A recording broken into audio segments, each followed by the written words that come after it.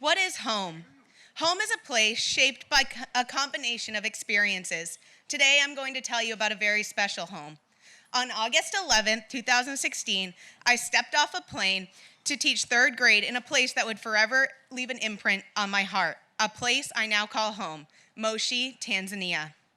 I did not expect to ever be standing here today describing a city in East Africa as my home. In fact, when I stepped off that plane, I barely knew anything about Tanzanian culture. I didn't speak the language, and I had no friends or family there. I had no idea what to expect. But with each unique experience, and every Swahili word I learned, Moshi became home. You can see Kilimanjaro from almost anywhere in Moshi. The first time I saw her, I had that feeling. It's the same feeling I get when I'm driving up to Sugarloaf in the winter and I round the corner and see the mountain. That's when Moshi started to feel like home. Jamani, that's the first Swahili word I learned. It means wow or OMG. It's the only response you can have when you see a Tanzanian construction site. I'm pretty sure our entire school was built with a machete and cement. It's also what you say when your iPhone falls into a 10-gallon bucket of paint. I would say that our classroom turned out pretty great, though. Tanzanians literally can make anything out of nothing. This room was a chicken coop just 3 months before taking this photo. My new home taught me not to sweat the small stuff and to make do with what you have. Simba, it means lion. The Lion King actually got that part right. In some ways, Tanzania is just like you'd probably imagine, but a lot more tiring. I'm pretty sure that's why lions sleep all day. Everything in Tanzania takes twice as long. It's extremely hot, and it definitely doesn't have air conditioning. Africa time is a real thing. It means everybody is always an hour or more late, and it means that it might take 8 months for you to receive a package in the mail, and half of your mail will probably get lost.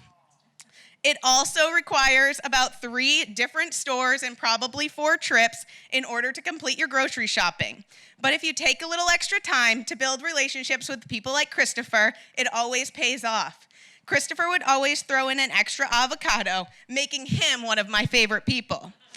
My new home taught me that it's okay to slow down, to take a pause from that fast-paced American lifestyle that I was so used to.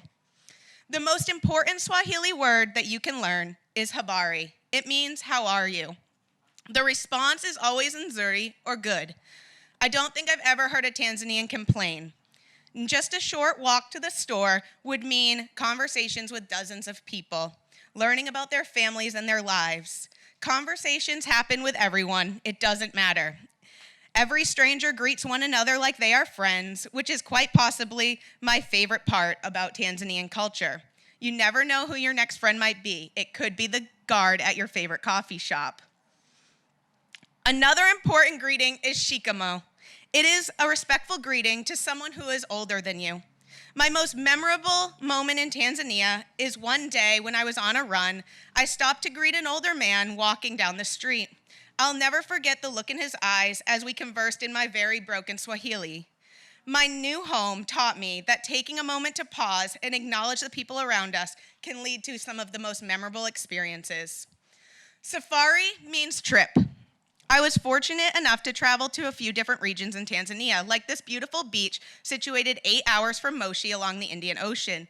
The views are breathtaking, the water's warmer than a bath, and the monkeys are as plentiful as squirrels on a camping trip in Maine. The tides go out about 200 feet, leaving tide pools to explore. You can find a variety of starfish, sea urchins, crabs, and even some pretty breathtaking fish. But even taking an 8-hour trip to the coast, I was only able to explore such a small portion of this beautiful country.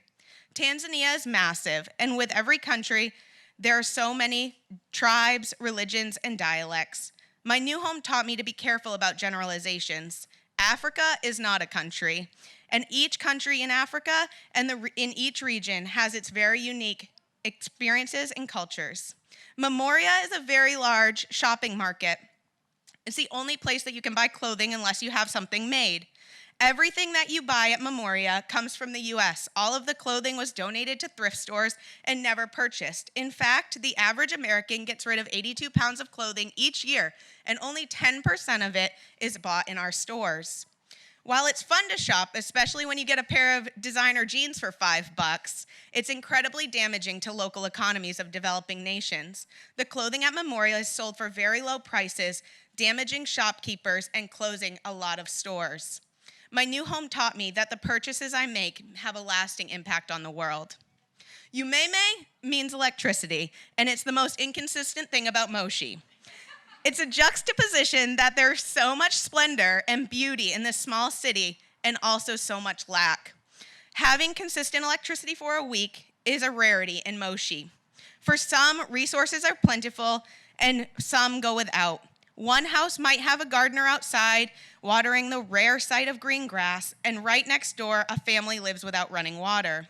So many people lack the resources that we take for granted. My new home taught me to expect the unexpected, and it is possible to go without water for a week. They say that travel is the only thing you can buy that makes you richer. Reflecting on my time in Tanzania, I can say that every person and place enriched my life beyond what I could imagine. Every time I hear a familiar Swahili word, I feel home. The word home is so much more than a birthplace on your passport. It's a place that lives deep inside of you, shaped by your diverse experience. This picture encompasses people born in 4 different countries, all with different backgrounds, languages, and stories, but every single one can call Tanzania home. Karibu tena, you're always welcome to visit this beautiful country I call home.